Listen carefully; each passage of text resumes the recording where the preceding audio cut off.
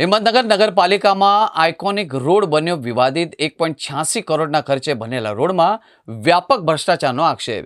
Chief engineer સહિત સમગ્ર પાલિકાના કર્મચારીઓ સામે આક્ષેપો છે. 6 મહિનામાં પૂર્ણ થનારો રોડ 26 મહિના બાદ પણ અધૂરો છે. નગરપાલિકા વિરોધ પક્ષના નેતાએ કમિશનરને લેખિતમાં કરી છે ફરિયાદ. સ્થાનિક વેપારીઓ તેમજ ગ્રાહકો પણ થઈ રહ્યા છે હેરાન પરેશાન. બજારના અંદર આઇકોનિક રોડ બનાવવાની બાબતે નગરપાલિકાએ જાણ કરી હતી. રોડ માટે એમને કીધું એવી રીતે અમે એમને સગવડતા આપી, પણ એ લોકોએ અમારા સંતોષપૂર્વક કામ કરી આપ્યું નથી. એ બદલ અમારા નમ્ર વિનંતી છે કે એ લોકો બધું કામ પૂરું કરી આપે.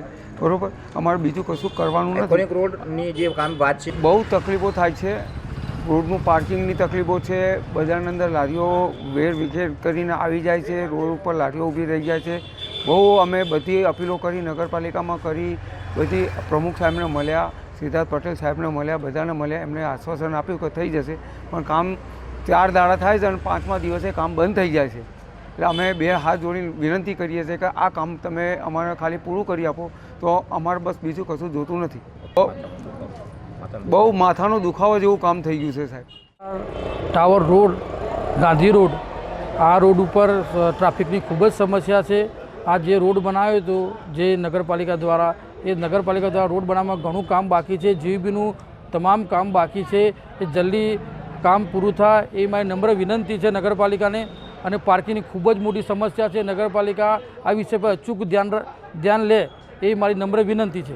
2 વર્ષ પહેલાં તમામ વેપારીઓ ધરણા પર બેઠા હતા. 15 દિવસ સુધી અમે આ વિષય ઉપર અમે કર્યું હતું કામ, પણ છેવટે આશ્વાસન આપ્યું, પ્રોપર નેતાઓ દ્વારા આશ્વાસન આપવામાં આવ્યું કે થઈ જશે, પણ એ વાતને 2 વર્ષ થયા, હજી સુધી કામ પૂરું થયું નથી આ રોડનું.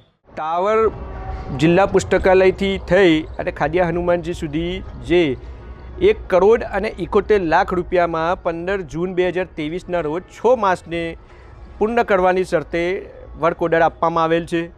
પરંતુ જે ગુણવત્તાવિહીન અને ભ્રષ્ટાચારયુક્ત કામગીરી થઈ રહી છે, એના લીધે અત્યારે હાલ અમો વિપક્ષે પ્રાદેશિક કમિશનર ઝોન ગાંધીનગરને પણ આની રજૂઆત કરી છે. એમને પણ ચીફ ઓફિસરશ્રીને પત્ર લખ્યો છે, પણ 5 મહિના સુધી હજી સુધી એના ઉપર કોઈ એક્શન લેવામાં આવ્યા નથી. ચાલુ વરસાદ દરમિયાન પણ અહીંયા કામગીરી ચાલુ રાખવામાં આવે છે. આથી આપ જાણી શકો છો કે એ રોડની ગુણવત્તા શું હોઈ શકે. જે જગ્યાએ બની રહ્યું છે એ ભીડભાડવાળી જગ્યા છે, તેમજ એક વેપારી હબ છે સિટીનું, અને ત્યાં ઘણા બધા વેપારીઓની દુકાનો આવેલી છે. એટલે વારંવાર વેપારીઓ સાથે સંકલનના અભાવના કારણે રોડ બનવામાં થોડો સમય લાગ્યો હતો. એના પછી એના સર્વિસ ડક્ટના જે ડાયામીટર છે એ ચેન્જિંગ કરવા માટે આરસીએમ કચેરી મૂક્યા હતા. એ ત્યાંથી મંજૂરી મળતા પણ થોડો સમય લાગ્યો હતો, અને આ બધા કારણોના લીધે આ રોડ થોડો લેટ થવા પામ્યો છે, પરંતુ હવે પૂરતનારે છે. રોડની શું સુવિધા હોવી જોઈએ આઇકોનિક રોડમાં? આઇકોનિક રોડમાં સુવિધા ઘણા પ્રકારની હોઈ શકે, જેમાં સારું લાઇટિંગ હોવું જોઈએ, એની સાઈડની દિવાલો રંગીન હોવી જોઈએ, અથવા સુશોભિત એની ગ્રીલ હોવી જોઈએ. ઘણી બધા ફેક્ટર હોય છે. આમાં એક લાલ કલરનો કન્સેપ્ટ નગરપાલિકાએ લીધો છે કે લાલ કલર કરવો એમ રોડનું. રોડનું બજેટ શું હતું અને કેટલામાં પડવાનું? એ આશરે 155 લાખ આસપાસનું બજેટ હતું, અને 8 થી 9% એબો હતું, એટલે 180 લાખ આસપાસનું રોડનું કામ.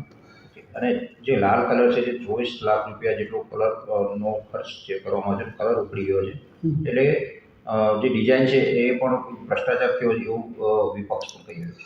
ના, એ વિપક્ષના આક્ષેપો પાયા વિહોણા છે. રોડ સંપૂર્ણ ક્વોલિટીથી અને એકદમ સારી ક્વોલિટીનો રોડ બનેલો છે, અને સરકાર નાણાંનો સદુપયોગ કરેલો છે.